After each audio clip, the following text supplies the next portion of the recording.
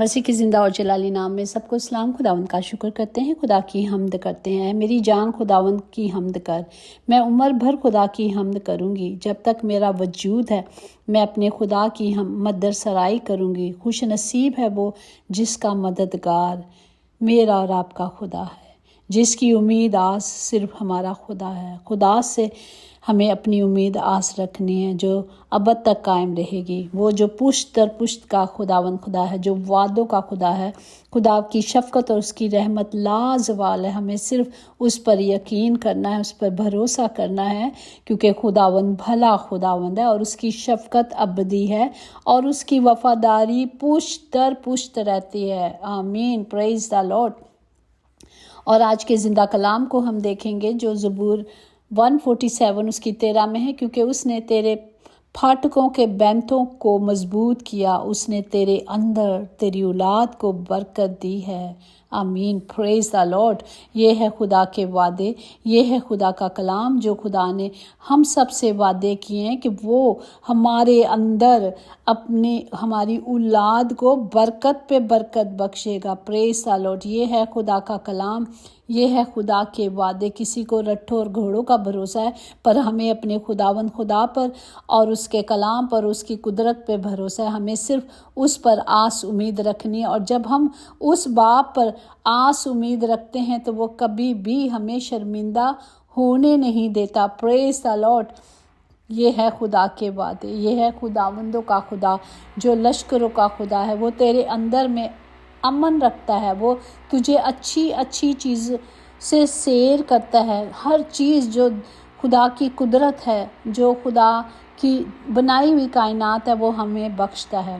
وہ اپنے حکم زمین پر بھیجتا اور اس کا کلام نہایت تیز روح ہے۔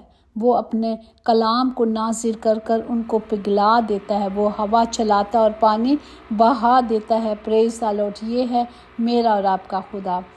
خداوند اپنے کلام کے مطابق اپنے لوگوں پر رحم کرتا ہے۔ خدا نے شخصی طور پر اپنے لوگوں سے کلام کیا۔ پریز دا لارڈ۔ جس طرح ہم دیکھتے ہیں باپ ابراہیم سے خداوند نے کلام کیا اور اسے برکت دی، اور وہ آج برکت کیا ہے، ہمارے ساتھ چلتی ہے۔ جس طرح ہم دیکھیں گے متی کی انجیل، اگر ہم پورا باب پڑھیں پہلے سے لے کر پہلی آیات سے دیکھیں کس طرح خدا نے نسل در نسل برکت دی۔ یسوع مسیح ابن داؤد کا نسب نامہ ہے، جو یعقوب اور یوسف سے پیدا ہوا، جو مریم کا شوہر تھا اور ہمارے یسوع مسیح کا زمینی باپ ہم دیکھتے ہیں جو مسیح کہلاتا ہے۔ پس سب پشتیں ابراہیم سے داؤد تک 14 پشتیں ہوئیں، اور داؤد سے لے کر گرفتار ہو کر بابل جانے تک 14 پشتیں، اور گرفتار ہو کر بابل جانے تک لے کر مسیح تک 14 پشتیں ہوئیں۔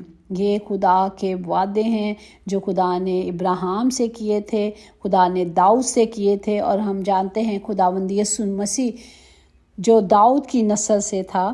جس طرح ہم مکاشوہ میں بھی دیکھ سکتے ہیں، مکاشوہ 5 باب اس کی 5 آیات میں، تب ان بزرگوں میں سے ایک نے مجھ سے کہا، مت رو، دیکھ یہودا کے قبیلے کا وہ ببر جو داؤد کی اصل ہے، اس کتاب اور اس کے 7 مورے توڑنے کے لیے غالب آیا۔ پریز دا لارڈ۔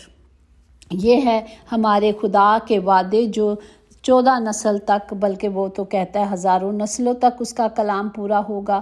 خدا نے اپنا پاک کلام پورا کیا، خدا باپ نے ہمارے لیے سب کچھ کیا۔ اس لیے خدا پر جو آس امید رکھتے ہیں وہ مضبوط ہوتے ہیں، تو خدا انہیں برکت دیتا ہے۔ ہمیں بس کیا کرنا ہے، بڑی دلیری کے ساتھ، جس طرح عبرانیوں 16:4 میں، پس آؤ ہم فضل کے تخت کے پاس دلیری سے چلیں تاکہ ہم پر رحم ہو اور وہ فضل حاصل کریں جو ضرورت کے وقت ہمارا خدا ہمیں دیتا ہے۔ پریز دا لارڈ۔ ہمیں صرف خدا کی پاک حضوری میں آ جانا ہے، خدا سے مانگنا ہے، اور وہ وعدوں کا سچا خداوند اپنے کلام کو نازل کر کے ہمیں شفا کو جاری کرتے ہیں، اور اس کی شفقت، اس کی محبت کیا ہے۔ زبور 139:5 میں ہے، تو نے مجھے آگے پیچھے سے گھیر رکھا ہے اور تیرا ہاتھ مجھ پر ہے۔ آمین، پریز دی لارڈ۔